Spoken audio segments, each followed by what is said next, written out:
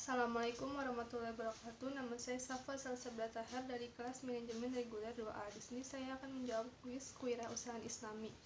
Yang pertama itu konsep dan definisi kewirausahaan Islami. Yang kedua karakteristik Muslimpreneur. Yang ketiga prinsip dan etika bisnis syariah. Yang keempat hadis Ibnu Daud dan Ibnu Majah. Yang kelima alasan ingin menjadi seorang entrepreneur dan rencana ke depan. Yang pertama saya akan menjawab pertanyaan pertama, konsep dan definisi kewirausahaan Islami.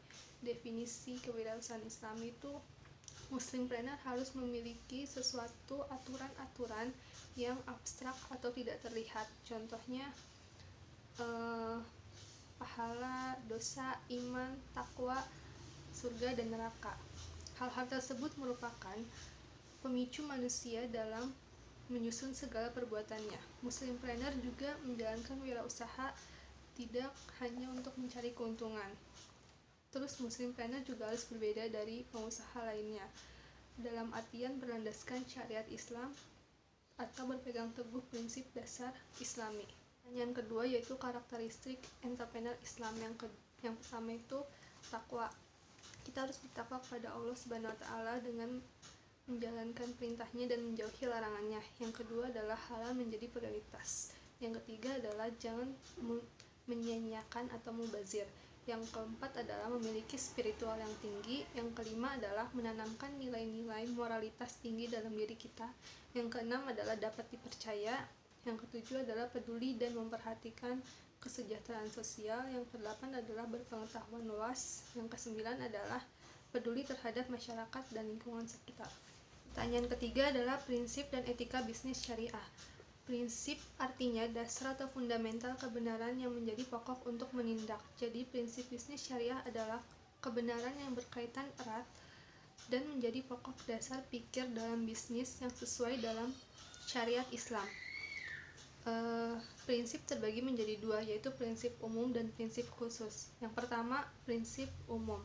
Prinsip umum itu ada prinsip ilahiyah, prinsip tauhid, prinsip nabawi, kenabian, prinsip adiliyah, keadilan, prinsip huriyah, kebebasan, prinsip musawah, kesetaraan, prinsip ta'awun, tolong-menolong.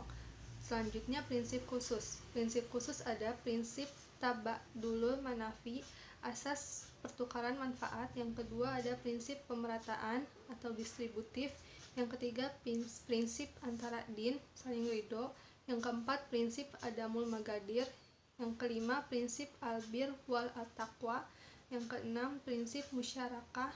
Yang ketujuh prinsip kitabiah. Selanjutnya etika bisnis syariah terkait dengan akhlak dan moralitas. Dalam Kamus Bahasa Indonesia, etika diartikan sebagai ilmu pengetahuan tentang asas-asas atau moral, kumpulan akhlak yang dianut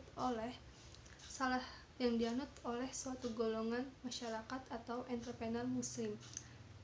Etika ada 5, yaitu yang pertama etika bersifat memberdayakan, yang kedua etika pembayaran upah, yang ketiga etika jual beli dan penagihan utang, yang keempat etika jujur dalam pemasaran. Dalam etika jujur dalam pemasaran ini ada 10 hal yang harus dihindari. Yang pertama khianah, yang kedua tagrir, yang ketiga taglis, yang keempat taglis lil al-baih al-murabaah, yang kelima gishishi, yang keenam tanajusi, yang ketujuh muqamarah, yang kedelapan igro, yang kesembilan talbis, yang kesepuluh kilman. Selanjutnya yang terakhir etika kontemporer. Etika kontemporer ada 4, yaitu keterbukaan, prinsip akuntabilitas, prinsip responsibility, prinsip kemandirian. Pertanyaan keempat adalah hadis Ibnu Daud dan Ibnu Majah tentang etika bersifat memberdayakan. Inti dari hadis yang disebutkan oleh Ibnu Daud dan Ibnu Majah adalah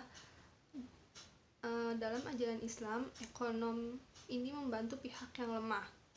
Kita memberikan bantuan kepada yang lemah. Bisa dengan 2 cara, yaitu dengan cara konsumtif dan produktif. Kalau bertemu kaum duafa yang lemah dan sudah rentan, berilah sesuatu, yaitu yang konsumtif melalui sedekah, infak, zakat.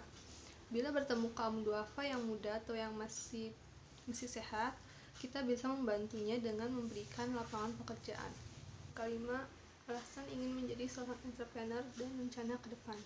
Alasannya itu karena ini cita-cita saya dari dulu. Terus saya ingin membantu orang banyak dengan menciptakan lapangan pekerjaan. Selanjutnya karena saya juga tidak suka diatur, makanya itu saya ingin menjadi bos atau pengusaha.